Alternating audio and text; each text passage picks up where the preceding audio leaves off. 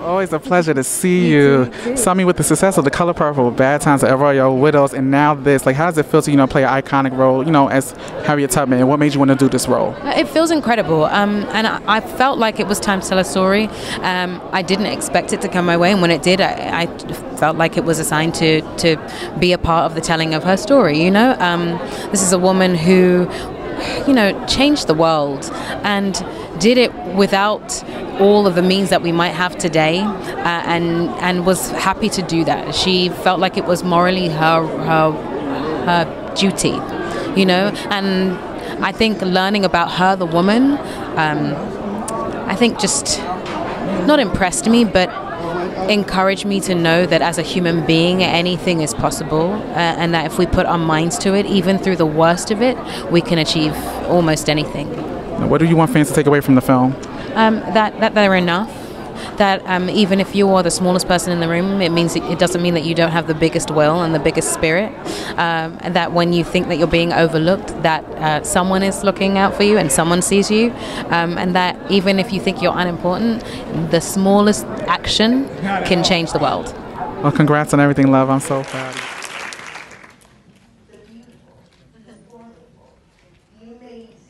Cynthia Erivo.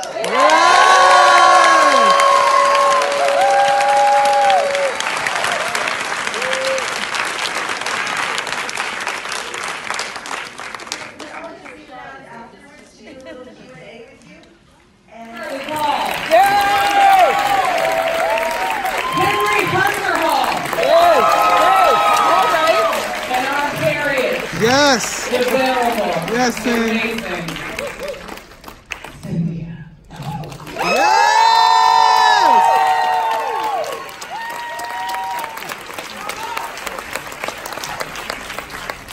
Let's all have a seat. You have to be. Casey, Lord, it's your lens. And I have to tell you, I'm just going to be honest about this. There are folks out there who say, this movie wasn't brutal enough, wasn't raw enough. What do you say to that? Well, we always thought that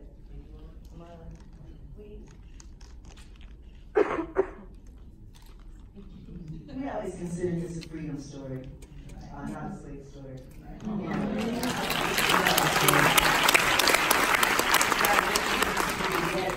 What you're willing to do to keep it, what you're willing to do to bring others to it. So we've seen movies about the brutality of slavery. I wanted to talk about a different type of brutality, which is the separation of families, people having to leave their children, people sold away from their sisters, people making very hard decisions whether to run or not. And that was a tremendous part of the legacy, the horrible legacy of slavery and what happened to the enslaved people and what they had to go through. And so I wanted to speak on that specifically as a woman. It resonated to me. And that was the Harriet Tubman story. She was motivated by wanting her family free and wanting to keep her family together. I think it was also Yes.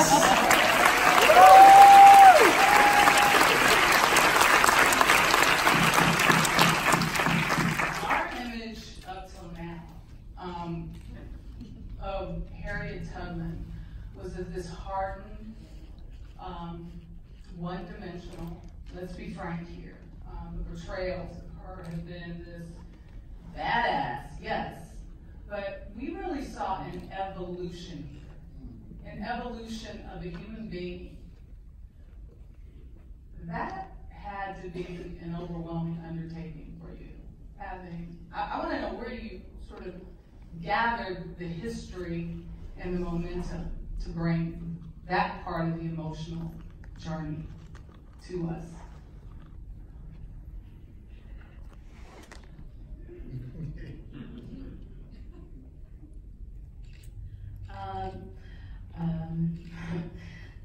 I had amazing help in Casey. She gave me the room to get out of the way. I desperately wanted people to see Harriet the woman, think we know that she was a hero. We know that she did remarkable things, but we don't get to know about the fact that she loved and was loved. And I felt like that was important because as a woman, I understand that. And I felt like that was what drove her. And when you do things out of love, it feels different. And then there's reason, it's grounded. And I just wanted to be as truthful as I possibly could, really. I didn't want to tell a story of a picture that you've seen because that doesn't have any dimension. I wanted to give you a fully realized human being. I think we've had enough of seeing two-dimensional black women on the screen. And I'm sick of it personally. So.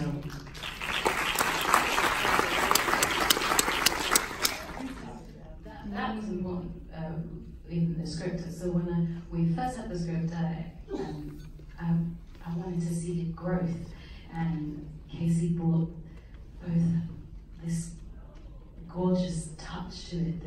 Casey has this incredible light in her, which I feel like comes through in her writing, and she helped to shape the growth of her from a woman who didn't know what was in front of her to someone who was all-knowing. And I wanted to be able to give you the peaks and troughs of that. Hopefully, that's what was there. Yeah. You had your honey boo right there. You had your baby boy.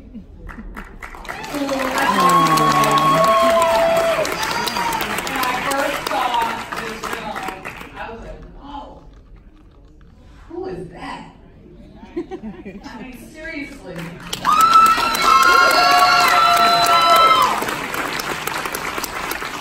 I asked Blondie and Henry, I was like, what's Mom and Honey Boo like his boss? Mom and wife, sorry. You may not call her. Let's see. Yeah. Thank you. As always. What's Mom like? Mom definitely cracked the whip on this one. She was like, don't mess up my movie. Mom Henry, you have to deal with me when you get home. So, no, I mean, it was a privilege to watch my dad work, and obviously my mentor, Cynthia, and my mentor, and Dad, you inspire me. What? And yeah, so it was just, I was a privilege, man. I'm learning every single day, so it was a privilege working with my mother and my father. I will say, having Hunter on set was so fun because he was so excited every day. It would be like raining and we'd be in the mud, and Cynthia was on her 4th costume change, and Hunter was like, let's go guys, and we were all so thrilled to have him. So it was really a privilege to have you too, Hunter. So were those two characters real? Yeah, Reverend Green is real. Reverend Samuel Green is a very profound character. Mm-hmm. And very profound to Harriet's story, but also to the Underground Railroad in general. He was amazing. Walter, in the next chapter of Harriet's life, when she's a spy in the Civil War, she has a mysterious cohort named Walter. Walter Loudon. I reverse engineered this character back to when I thought they might have met and how, the most interesting man that I could think of. That's how you did.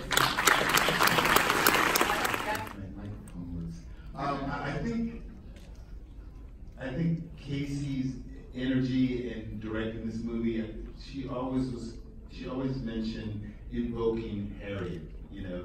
What would Harriet do? What would Harriet's spirit? That wonderful shot that you see when she jumps into freedom was a magical shot that it had been pouring rain and they didn't know how they were going to get the shot, and they climbed the mountain, and Cynthia wasn't quite ready, and they got Cynthia ready, they rushed her up to the top, and it's still kind of raining, and magically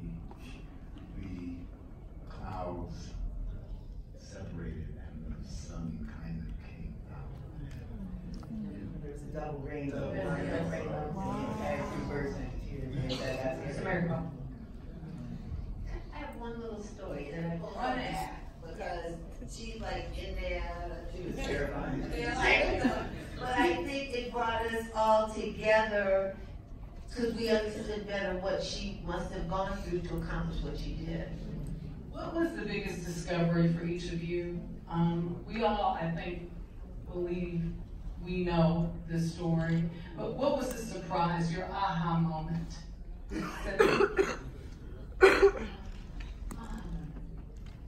It's safe to say, I think I had a few of them whilst I was doing this. One, there's the moment where she walks into the water and she prays, rivers of living water flow through me, Lord, lead me through. That was an aha moment. Because I beforehand, I was petrified because it was the middle of the night. I could not see to the bottom of that water. It was freezing, and the only thing I could do really to center myself was to pray.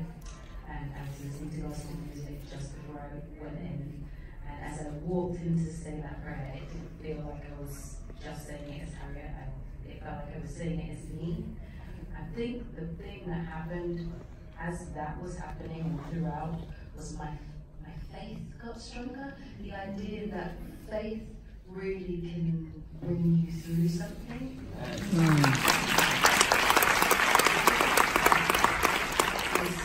That was an intense sort of, oh, okay, I get it now, I understand. And the intense love she had for her husband in that scene where John leaves her. I just thought, we could deal with that today. If a heartbreak happens, we go to our beds and we eat whatever comfort food we need to eat, call whoever we need to call on our mobile phones, and we, could talk to whoever we need to talk to, but she couldn't do that. But yet and still decided in that moment that she would use the moment that she could have been wasted to go and save her family. And in that moment, I thought to myself, it doesn't matter how hard it gets, there is no excuse for not moving forward and changing this.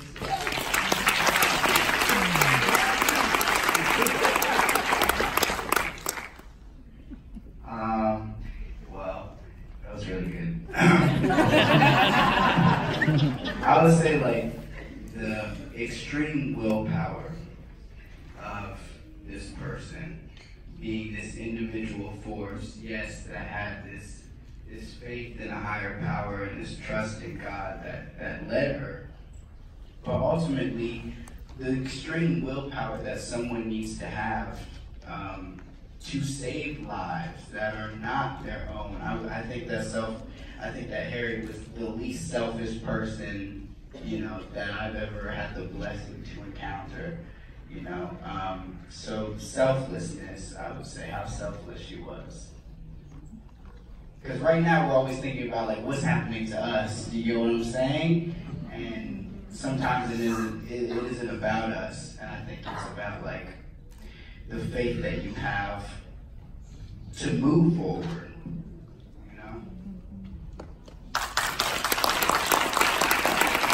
It was the discovery of Samuel Green and his journey as a person who appeared to be one thing, but was something else. I find that we so often in this country are appearing to be one thing, but we're really something else. And so that journey for Samuel Green,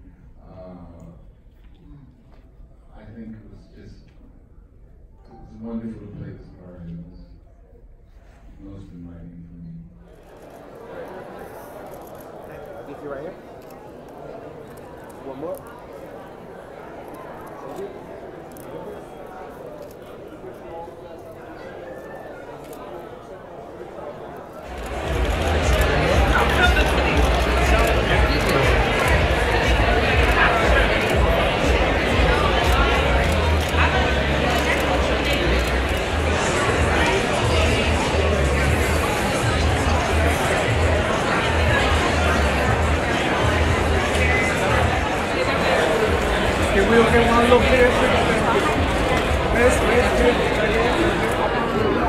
Well, I'm a black girl and I play a black girl. I'm not mixed. You know, I'm a mom and I'm in a relationship with someone who doesn't look like me, who's white, and I have a mixed child. But, you know, for me, for Alicia, I'm representing a black woman who's part of this situation that my daughter is trying to figure out her identity. And at the same time, I'm thrown into this world as well. In 1985, we lived on a commune for 15 years. So she's a lawyer who's also othered in some way. So we're both trying to figure it out. But I'm her mom and trying to clarify a lot of the situations that were going on in 1985. I love you.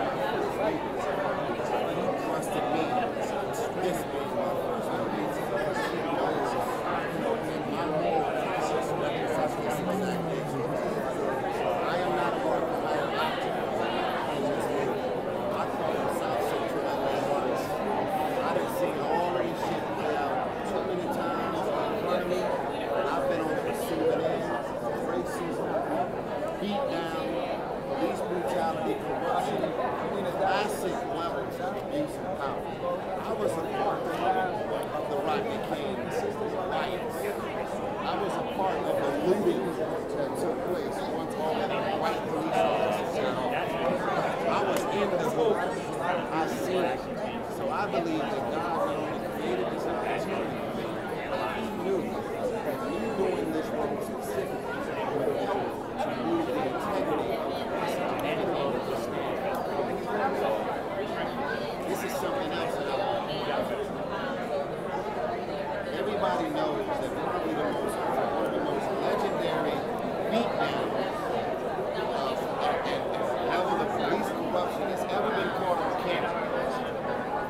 Rodney King did.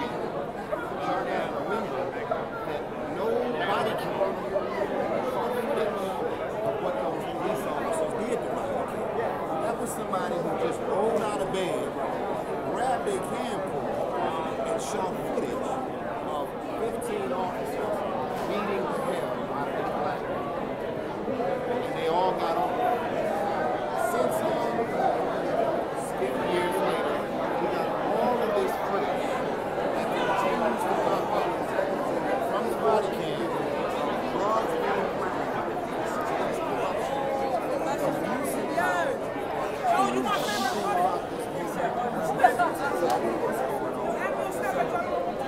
question becomes, why did I do it? Because of everything I just explained. And I want to say to all of the police officers, men and women in the military, men and women that work inside of the prison,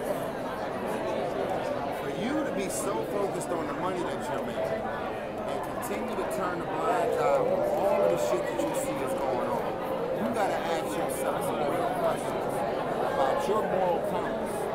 We can't say that these people don't go to church every Sunday. How do you go to church every Sunday and all week you work inside of a prison where you see the level of corruption, abuse of power, and all of the shit that's going on? You gotta ask yourself some real questions, and you gotta decide, as much as I need the money, I can't let my conscience continue to turn a blind eye on what I see is going on. And I wanted to make a film where the character said, no, I seen what I seen, and that's not right. And I was blessed enough to have this brother right here on my left come participate and be in this movie with me. We've had some deep conversations about his path here and John Singleton and those incredible moments that he has been able to create as a legend. And I was honored to be able to put him in a vehicle like this to where he can actually capture the culture. And I appreciate you, T. I really do, man. I love you. Everyone watch this movie. I think you'll like it a lot. If you love it, please tell a friend about it. Please support us. We really need it. Black people doing those. I can't say that. Well, you know what? Doing cool things, man. And I really love being here. So thank you so much. Some more noise for our director, Dion Taylor.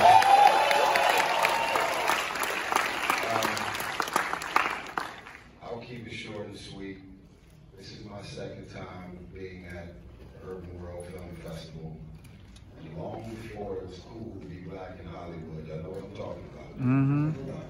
UrbanWorld Film Festival has always been a voice and created a platform. Yes. Independent studios ain't looking in their direction, whether they acting, editing, whatever. And this has always been an amazing platform to catapult many filmmakers and actors into that next level. So shout out to UrbanWorld for this opportunity. I'm going to say this because I don't want to say too much about the movie. I want everybody to say whether they came down here with nice suits on and introduced the movie or not. I'm here to judge if this shit better be good. But I will say this. I was born and raised in South Central LA. I'm from Watts, right next to Compton. I'll crip walk right now, but I won't. But I want to say to y'all that this was not acting for me. Wasn't no money there for me. This was, I believe that Dion, who would not take no for an answer for me to be opposite Naomi Harris. I believe that God created this opportunity for me to be a part of this movie because he knew that this is a torch that I was supposed to carry to shed more light on police corruption, us being on the receiving end of all of these beatdowns, planting drugs, corruption, and we're just extending that moral compass to say, if you see this shit, be willing to speak on it. And all the press and media in here, I don't care if you got 1,200 followers or 13. We need your love, we need your energy, because we want to create a groundswell of anticipation for this movie. We can't do it by ourselves. Are y'all ready for Black and Blue? Yeah.